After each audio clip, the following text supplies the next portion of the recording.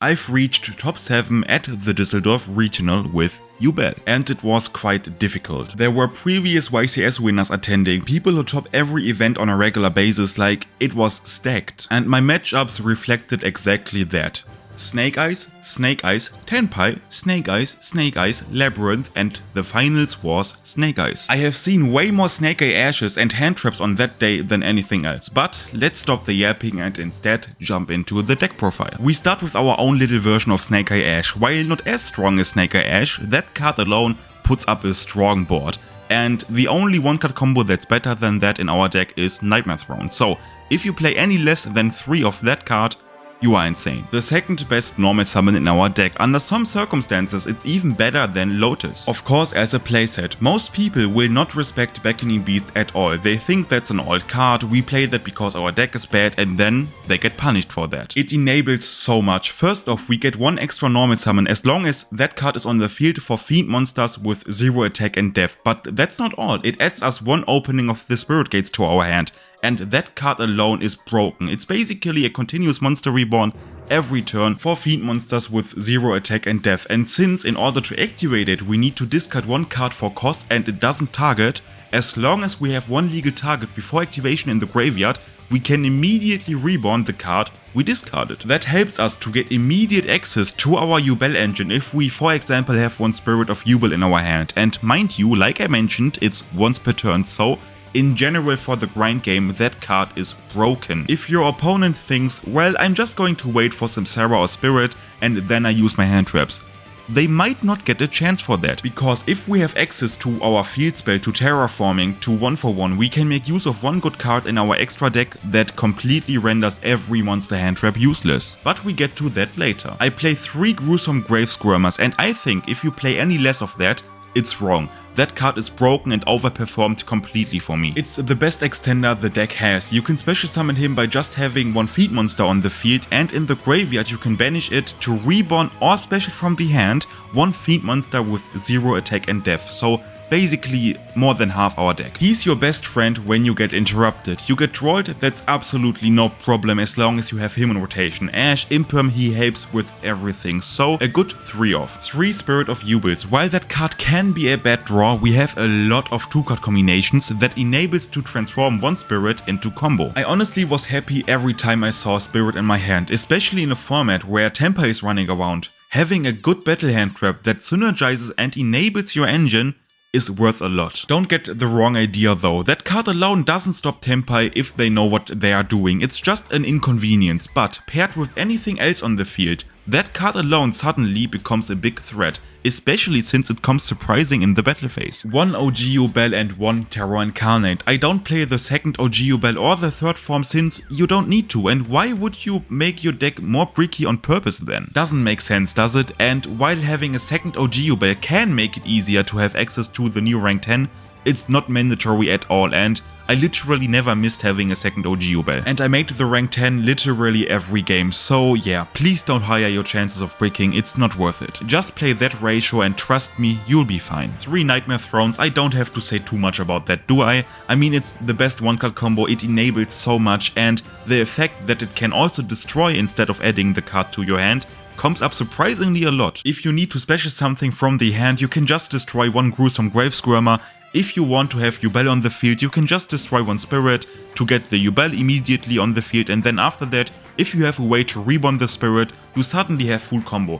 That card is broken. Without that card, I wouldn't have won so many games, and the fact that it also has a good float effect once one of your Yubel monsters leaves the field is unbelievable. People just had to respect it. Only 2 Nightmare Pain. Yes, that card is good. Yes, that card can be a very good draw, but there are so many hands where it just doesn't do anything, or where you simply don't want to start with that. I built my deck in a way where it can play fast and efficient in order to combat the also crazy fast meta, and I felt like playing 2 is fine. You can probably get away with playing 3, but we always have access to it, we can recycle it.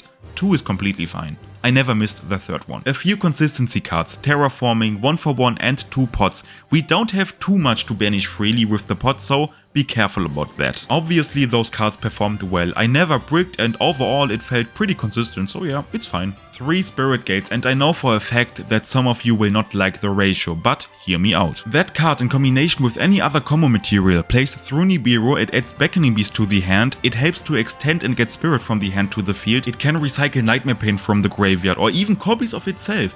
It performed really good and it helped the deck to keep up with the crazy grind game all of the current meta decks have. Keep in mind it's once per turn, so you get that every turn, but it's also soft once per turn. Only the activation is once per turn, and since that card searches Beckoning Beast and Beckoning Beast searches another copy, you will always have access on the following turn to another one. It snowballs so crazy fast into a really good grind game, but maybe it's just my player's preference. You can probably get away with just playing 2, but I really liked that card. Now to the sad part, hand traps. Sadly, one of the best decks currently running around, being Snake Eyes, the best way to stop them is to hand trap them to death. I basically felt forced to fit in as many hand traps as possible into the deck, and that's exactly what I did. Imperm, Veiler, Ash, those are overall, I do think, the best hand traps currently in the format, but I also decided to main Ghost Ogre. Why is that? I respected decks like Pearly, Tempai, Voice This Voice, Melodious, and maybe some rogue decks, but I almost sadly only faced Snake Eyes,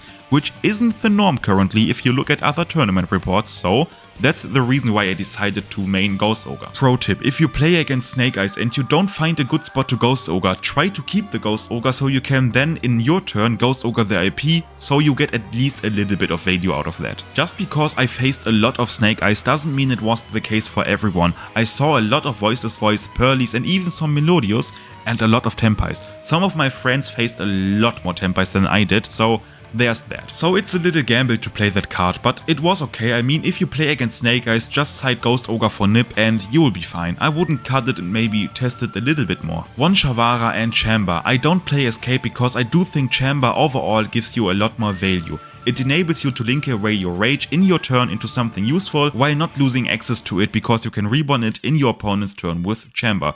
It performed great and I never needed Escape. That's the main deck, 40 cards, and I know some of you already noticed it, but yes, I don't play Superpoly or any other Yubel spell or trap. Let's get the Yubel spell traps out of the way first. Those cards are okay, and if you want to, you can just play them.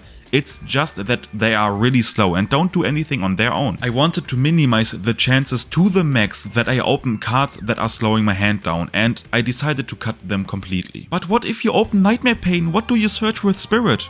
Well, another Nightmare Pain? That's not even that bad and helped a lot in the grind game since a lot of people aim for the back row against Yubel. You don't need other targets if you don't want to. Now to the big one, Superpoly. And I'm going to say it, it's currently really mid. Just because we have one monster that is a good Superpoly target if we sacrifice one Yubel, which means we could already play, doesn't mean we have to play it. The amount of deck profiles I saw where Superpoly is just followed by, well, it's a Superpoly deck, we have to.